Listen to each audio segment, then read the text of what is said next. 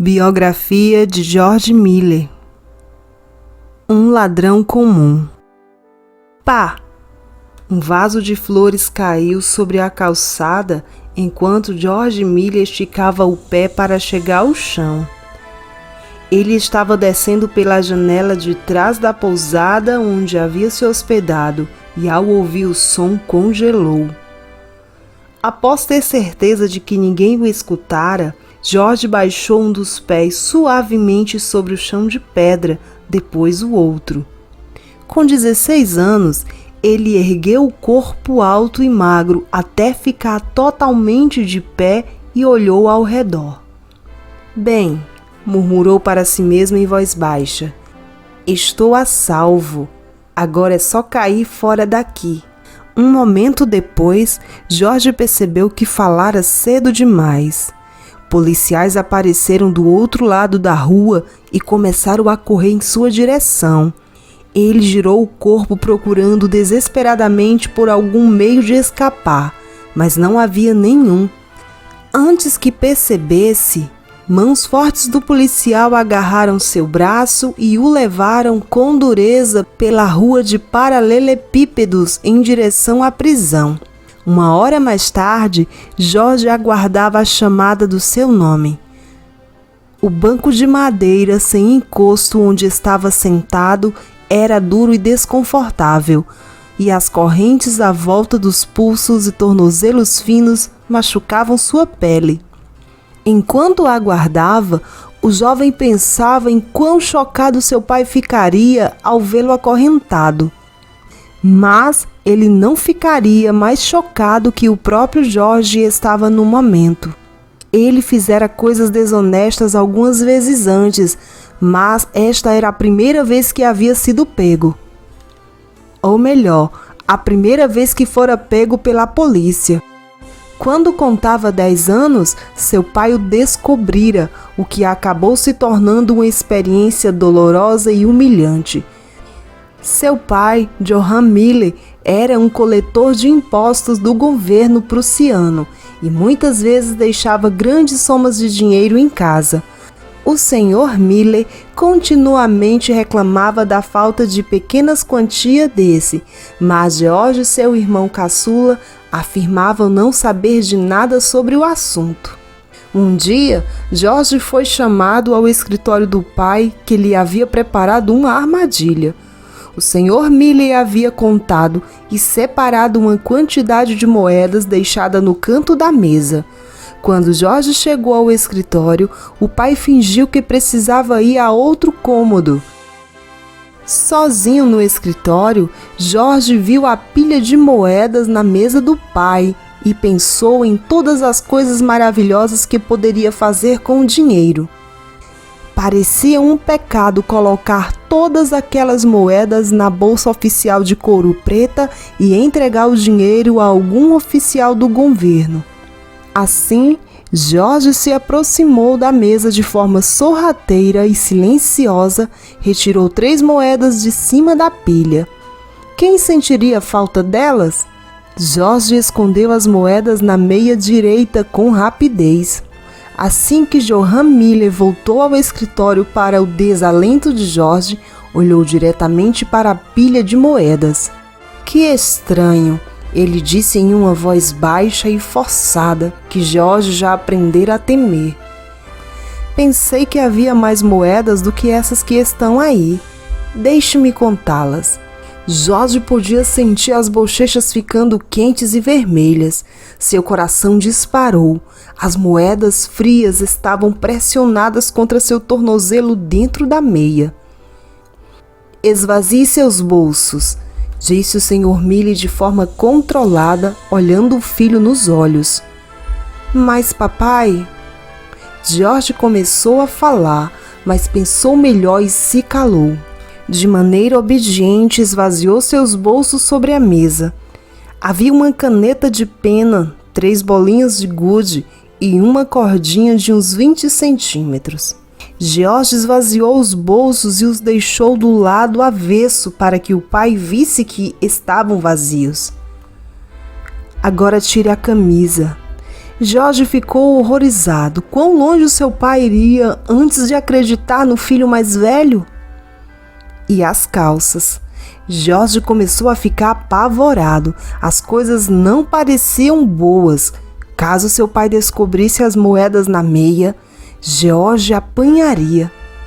E de acordo com as experiências anteriores, George sabia que o menino com suas calças arriadas era um alvo especialmente fácil.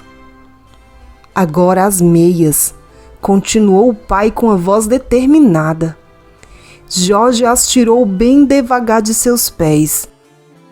Primeiro à esquerda e depois à direita, tomando cuidado para que elas não tilitassem ao encostarem umas nas outras. Entregue-as para mim, exigiu seu pai. O coração do menino bateu ainda mais rápido. Seu rosto parecia pegar fogo naquele momento.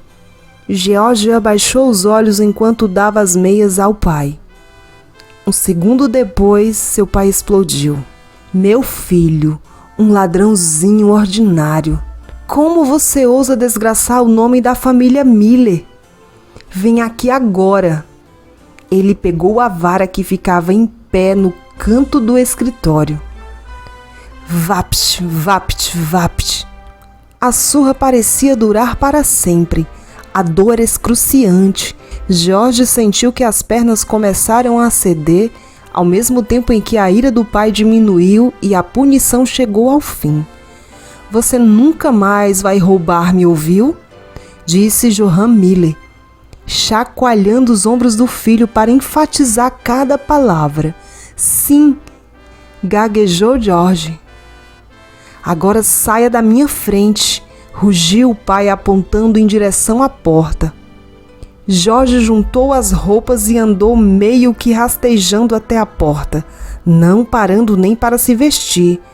Naquele exato momento ele não se importava com quem o visse. Seu traseiro latejava muito. Ele subiu até o quarto no segundo andar e trancou a porta atrás de si. Seguro dentro do quarto, caiu na cama e chorou toda a dor do seu coração. Enquanto eu viver, nunca mais farei isso, prometeu a si mesmo entre soluços, enquanto passava as mãos nos vergões nas pernas e nádegas. George não prometera nunca mais roubar. Não, ele amava muito a emoção e a aventura de roubar para deixar de fazê-lo, sem mencionar recompensa. O menino prometeu a si mesmo que jamais seria pego de novo. Roubar era estimulante, mas ser pego era doloroso e humilhante. Agora, 6 anos depois, ele fora pego de novo. Como pudera ser tão estúpido? Ele se fazia a mesma pergunta incessantemente enquanto aguardava sentado no banco de madeira na delegacia de polícia. Você, um policial exclamou apontando para George, venha cá e seja rápido com isso. Sim, senhor, George respondeu, levantando-se o melhor que pôde com as correntes enroladas à sua volta. Enquanto se arrastava até a mesa, ergueu a cabeça mais alto e tentou parecer um jovem obediente, acusado de forma injusta. Nome? Perguntou o policial. Miller. Miller, senhor, George Miller. O policial escreveu em um livro enorme, encadernado em couro. Data e local de nascimento? Ele perguntou quando terminou de escrever.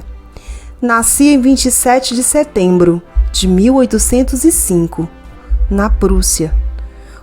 O policial começou a escrever no livro de novo, parando apenas para recarregar a caneta em uma garrafinha de tinta da Índia. Enquanto observava, George se perguntava quanto o policial de fato sabia. Eles sabiam que ele havia passado uma semana em uma pousada em Brunswick e saíra de lá sem pagar antes de chegar a Wolfenbüttel? Se não soubessem, George decidira manter a calma e não dar mais nenhuma informação além da que tivesse de dar. Depois de 3 horas de um interrogatório implacável, porém ele confessou todos os seus crimes. Sim, Ele passou uma semana em uma pousada cara e saiu sem pagar a conta.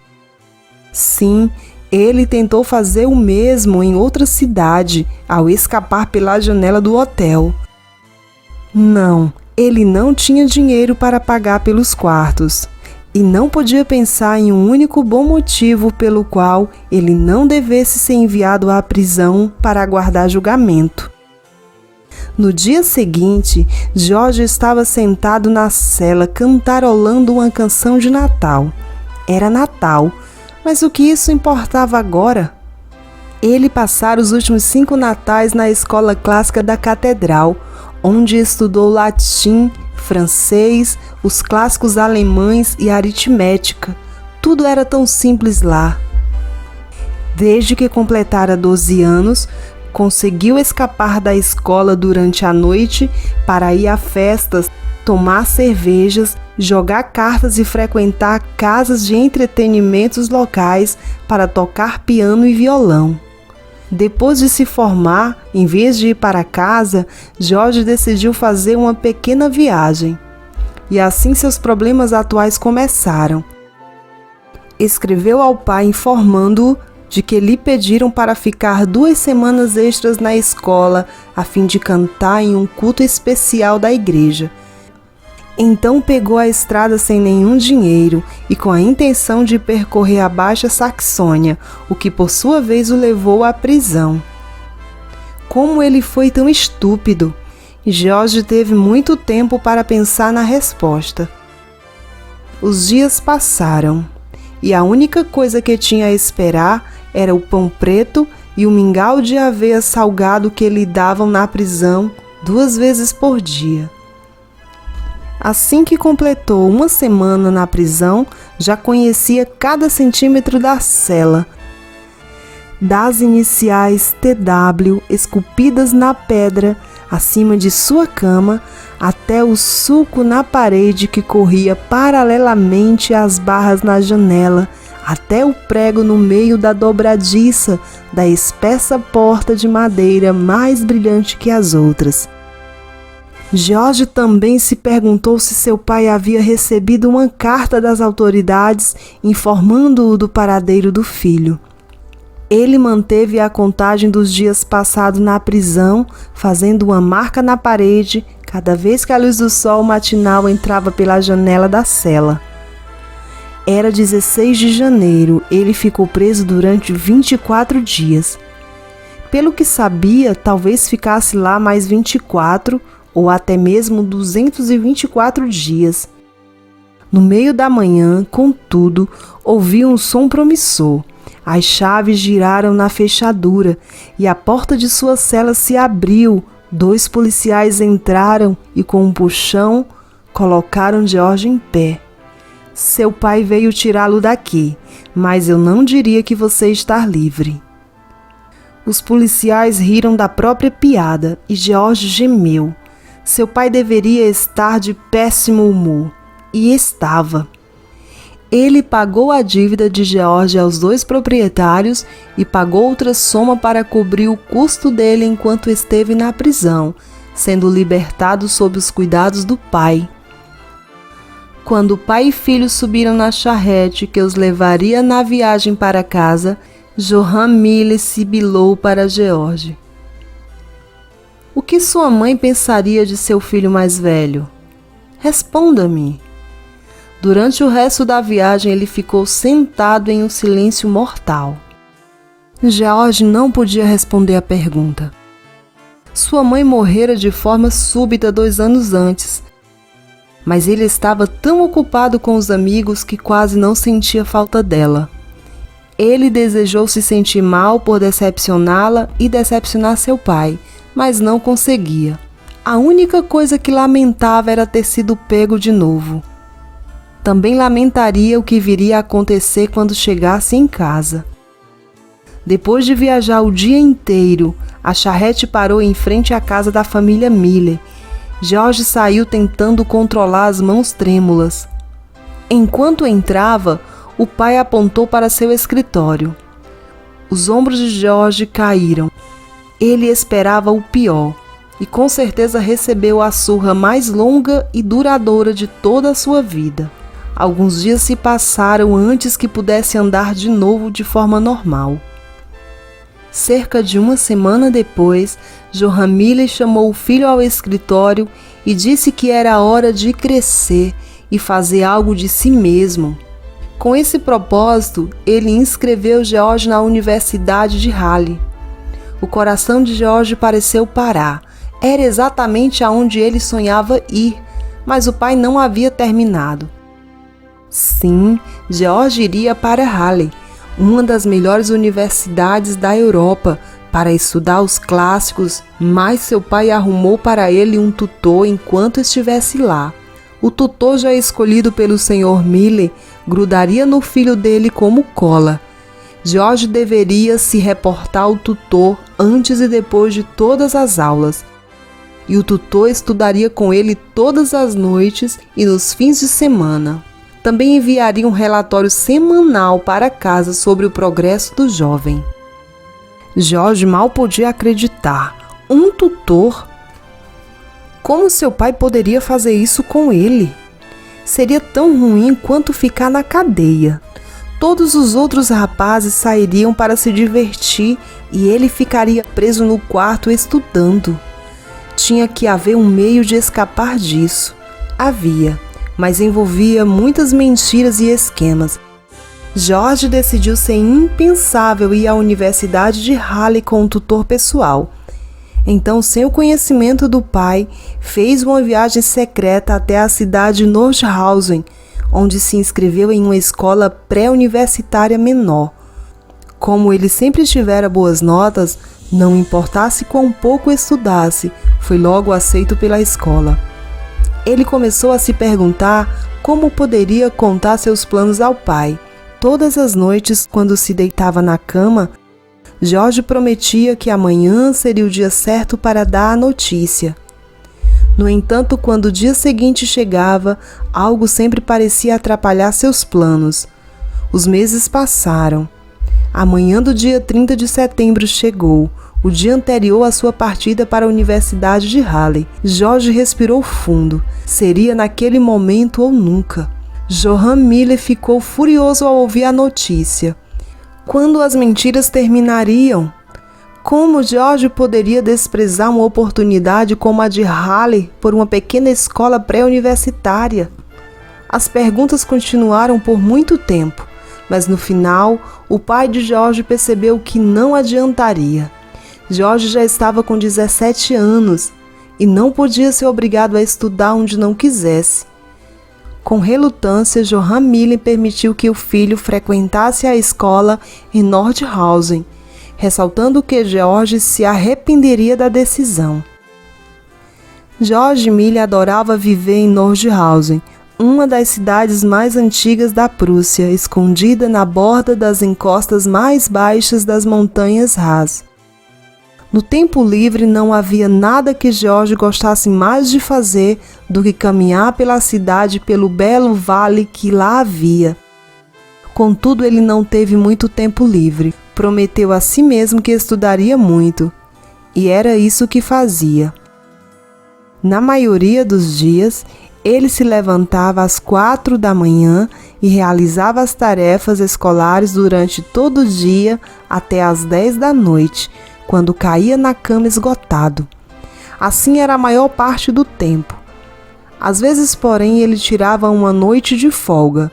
Foi aí que George começou a ter problemas, pois frequentava os jogos e as festas de novo, duas atividades muito caras.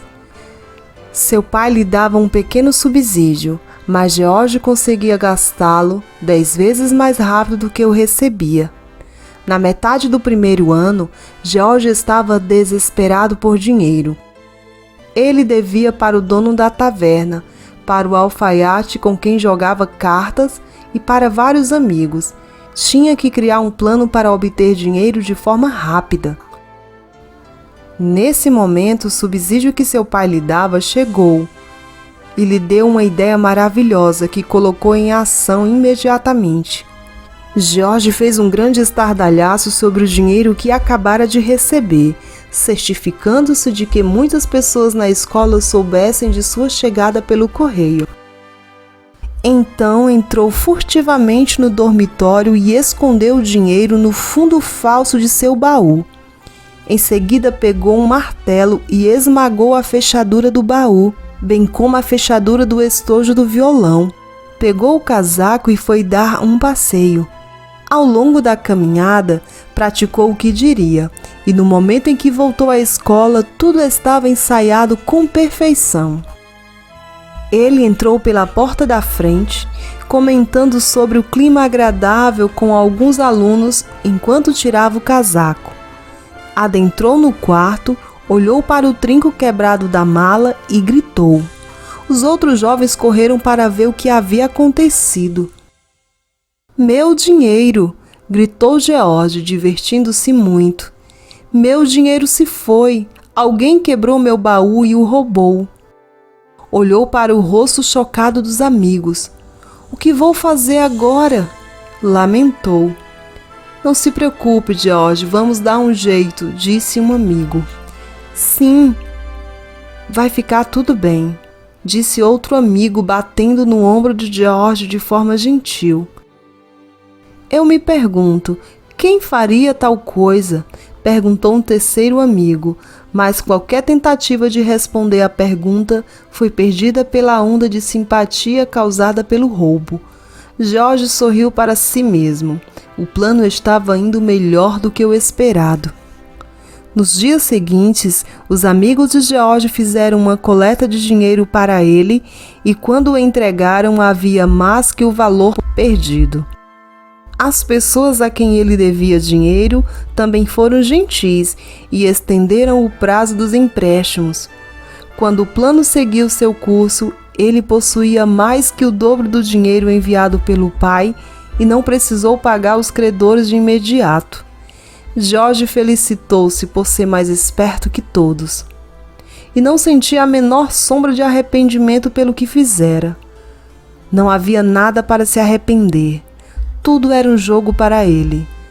Nos 2 anos que George passou na escola em Nordhausen, ninguém descobriu o que ele fizera, nem qualquer outra coisa desonesta que realizara. Ele cobriu bem as trilhas. Quando o tempo de George em Nordhausen acabou, Johann Miller o chamou para discutir seu futuro. O Sr. Miller anunciou o desejo de que George se tornasse um pastor luterano. A igreja luterana era a igreja oficial do estado na Prússia. Os pastores luteranos eram bem pagos e respeitados. Quando George soube que seu pai estava preparado para pagar para ele frequentar a Universidade de Halle a fim de obter seu diploma, rapidamente concordou em se inscrever. Desta vez não haveria nenhum tutor particular. George Miller não poderia estar mais feliz, afinal ia para a Universidade de Halle. Também estava a caminho de se tornar pastor luterano, alguém de alto nível na sociedade prussiana. Deus sabe que tipo de golpes ele poderia dar em uma congregação repleta de pessoas gentis e crédulas.